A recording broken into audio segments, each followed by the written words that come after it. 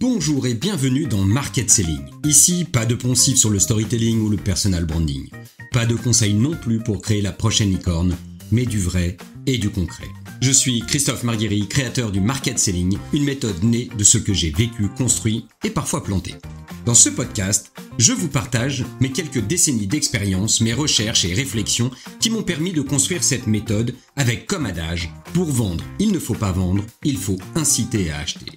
De la vente de costumes au sentier, mon travail pour des éditeurs de jeux vidéo en passant par la mise en place des premières bornes de satisfaction en France, j'ai créé des entreprises, j'en ai repris et j'en ai, une fois encore, aussi planté. Aujourd'hui, je me consacre à développer mon courant de pensée qu'est le market selling. Tout cela entre succès, déception, fun et surtout de très belles rencontres. À chaque épisode, je vais aborder des sujets très variés sur la vente, le marketing, l'IA, les neurosciences et tout ce qui me passionne. Et parce que la vérité ne se trouve pas dans les théories, je vais interroger des femmes et des hommes de la vraie vie. Des professionnels qui vivent les transformations de leur métier et ont accepté d'en parler avec sincérité. Alors si cette philosophie vous embarque, décollons tout de suite avec ce nouvel épisode. Bonjour et bienvenue dans ce nouvel épisode. Alors il est vrai que souvent les sujets que j'aborde sont issus de ce que j'ai vécu les quelques jours précédant cet enregistrement et souvent ils viennent également confirmer une réflexion ou une stratégie que j'élabore depuis longtemps. Et là je peux vous dire que j'étais remonté en sortant de chez mon prospect.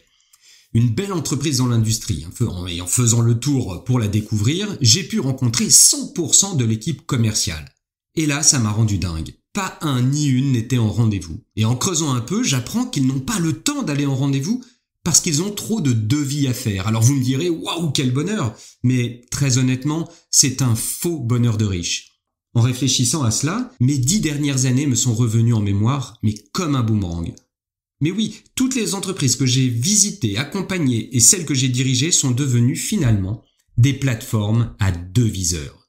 Alors aujourd'hui, nous allons parler de commerciaux, de nos commerciaux. Pas pour les défendre, pas pour les accabler non plus, mais pour nous interroger. Sont-ils devenus des deviseurs ou est-ce nous qui les y avons conduits? Car il est trop facile de leur reprocher de ne pas vendre si nous ne leur avons pas et jamais réellement donné les moyens d'en faire autrement. Alors, une réalité s'impose. Nos commerciaux devisent. Ils ne vendent plus, ils reçoivent une demande, remplissent un fichier, envoient un devis et relancent s'ils ont le temps. Et peut-être que, dans le fond, nous l'avons accepté, nous qui les dirigeons.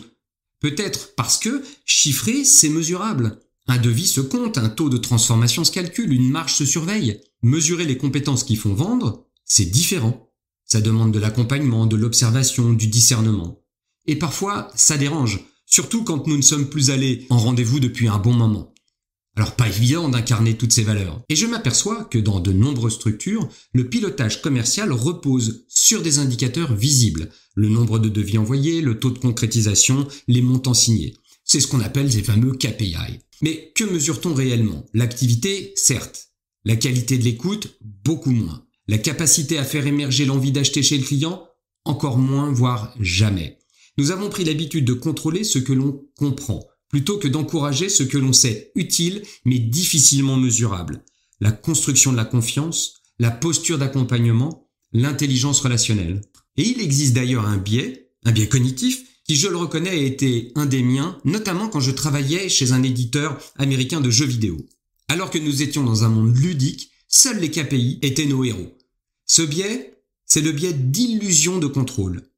Hélène Langer, en 1975, nous explique que plus nous disposons de données et plus nous avons l'impression de maîtriser la situation, même si ces données ne sont pas les plus pertinentes. Nous analysons des taux, des volumes, des délais, mais combien de fois avons-nous analysé le contenu réel d'un échange commercial? Combien de fois avons-nous observé un rendez-vous pour en mesurer la pertinence stratégique? Peut-être que cela ne sert à rien puisqu'il est dit que 67% du parcours d'achat B2B est désormais réalisé avant le premier contact commercial. C'est une étude de Gartner qui dit ça. Dans certains secteurs, par exemple le B2C, le chiffre grimpe à 83%. C'est-à-dire qu'avant même de rencontrer quelqu'un, 83% de l'étude et de la décision a été mise en place. Cela signifie d'ailleurs une chose très simple. Lorsqu'un client entre en contact avec nos équipes, il a déjà fait une bonne partie du chemin. Il s'est informé, il a comparé, il a évalué. Il a vu notre site, nos réseaux sociaux, ceux des autres, sans oublier les notes sur Google pour ceux qui les subissent.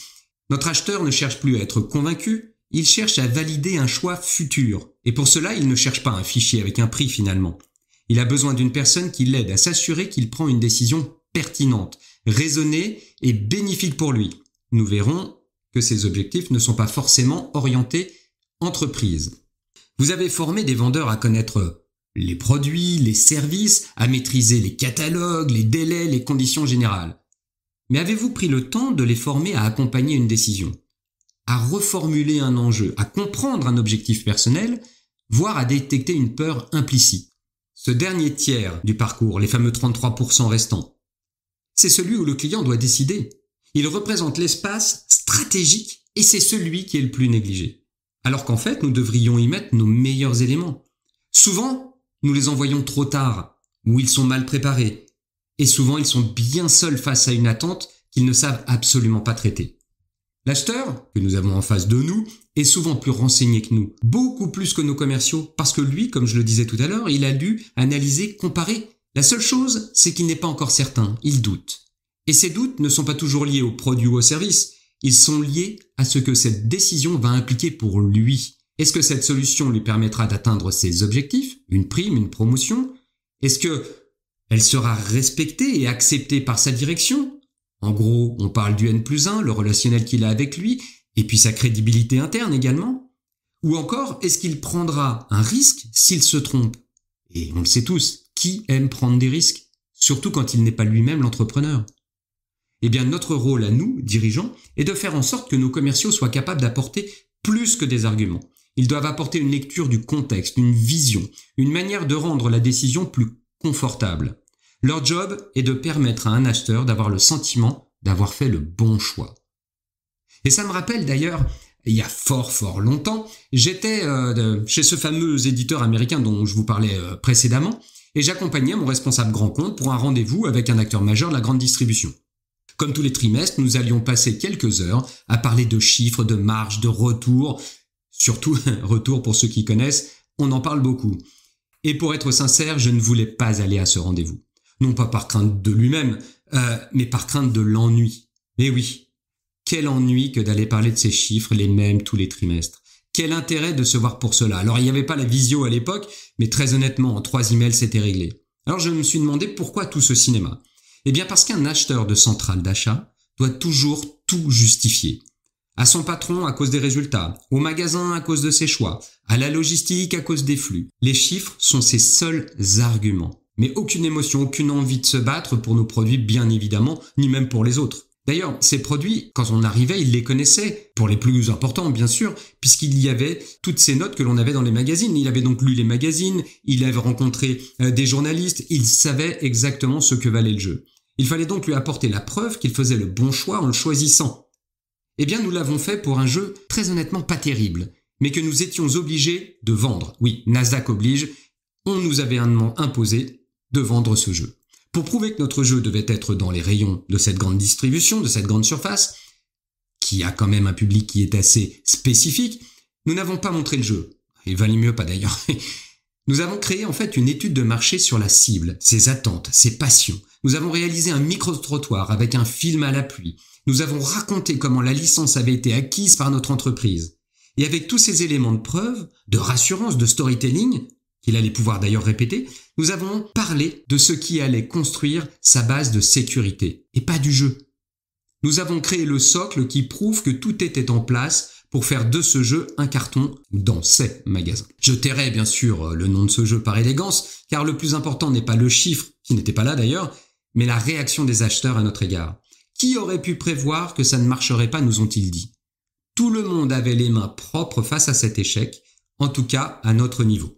Je pense qu'au niveau des États-Unis, il y a quelques têtes qui ont sauté et plusieurs qui cherchent encore un job. Que nous dit ce moment de commerce? Eh bien que tout réside, en fait, dans la notion de la jauge d'envie d'acheter. Oui, la jauge d'envie d'acheter, c'est un des fondements du market selling. Cette jauge, elle va de 0 à 160. En dessous de 80, personne n'achète, ou en tout cas pas chez nous. Et à partir de 100, l'acheteur envisage sérieusement d'acheter. À 140, il devient un prescripteur et alors à 160, il n'est plus raisonnable. Il achète. Le rôle de notre commercial n'est donc pas de forcer la signature, c'est de faire remonter cette jauge au-delà de celle de nos concurrents. D'avoir les arguments qui ne disent pas qu'il est le meilleur, mais qui mettent fortement le doute sur les autres. Aider l'acheteur à ne pas se tromper plutôt que de faire une bonne affaire. On l'associe à l'aversion à la perte. Je préfère ne pas me tromper et ne pas subir les foudres de mon N+1 que de penser que j'ai fait une bonne affaire qu'il n'appréciera peut-être même pas. Et cela passe par 2 leviers principaux qui sont là encore les fondements du market selling, la confiance et la crédibilité.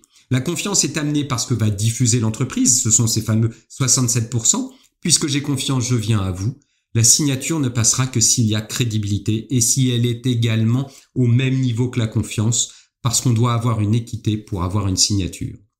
Eh bien, si tout ceci vous parle, voire vous irrite un peu, j'en suis ravi, car l'arrivée de l'IA partout et pour tous va tuer vos deviseurs. Et comme vous n'aurez plus de commerciaux, la compétition ne sera que sur le prix, et à ce jeu-là, il n'y en a qu'un seul qui peut gagner, et souvent, il n'est pas forcément français. Alors je vous propose de vous poser les questions suivantes. Avez-vous dernièrement recruté des profils qui savent penser hors du cadre? Avez-vous donné du temps à vos commerciaux pour écouter et pas juste produire? Avez-vous formé vos équipes à lire entre les lignes? Et surtout, avez-vous créé du contenu pour accompagner vos commerciaux à assurer le dernier tiers du parcours d'achat? Pour compléter cette réflexion, je vous partage ma méthode de réflexion. Ce week-end, allez marcher. Vraiment, une vraie marche. 1 heure, sans téléphone. Vous prévenez tout le monde et vous partez dans une tenue confortable, élégante, celle dans laquelle vous êtes bien. Vous allez là où il y a du mouvement, un marché, un centre commercial, une rue commerçante, parce que c'est là que se passe le business. Et après avoir écouté et réécouté ce podcast, laissez votre esprit divaguer, cogitez autour de ce sujet. Ne cherchez pas de solution, regardez autour de vous. Laissez-vous inspirer par ce vendeur de fleurs qui a eu une super idée pour vous rassurer quant à celle qu'il fallait que vous achetiez pour rentrer à la maison. Laissez reposer le temps d'un week-end. On dirait une recette de cuisine. Votre cerveau, ce génie, va continuer d'y travailler. Lundi ou avant, une idée, une voie vont se tracer. Et en allant au bureau, vous allez découvrir une énergie nouvelle. Celle de vouloir réveiller le commercial qui sommeille en vous, mais surtout qui sommeille au sein de votre entreprise. Parce que votre but est de vendre plus et mieux. Mais rappelez-vous, pour vendre, il ne faut pas vendre, il faut inciter à acheter. Je vous remercie pour votre écoute et je vous dis à très bientôt. J'espère que cet épisode vous aura inspiré parce qu'il a été fait pour vous partager des idées et des réflexions qui vont vous permettre d'agir. Alors un grand merci pour votre écoute et je fais comme tout le monde parce que j'ai envie de partager avec le plus grand nombre. Abonnez-vous pour ne rien manquer, partagez avec des personnes que vous estimez et si l'envie de me booster est là, mettez des étoiles comme celles que j'ai dans les yeux à chaque fois que je les vois. Mais surtout, et une fois encore, merci beaucoup de m'avoir écouté et à très bientôt.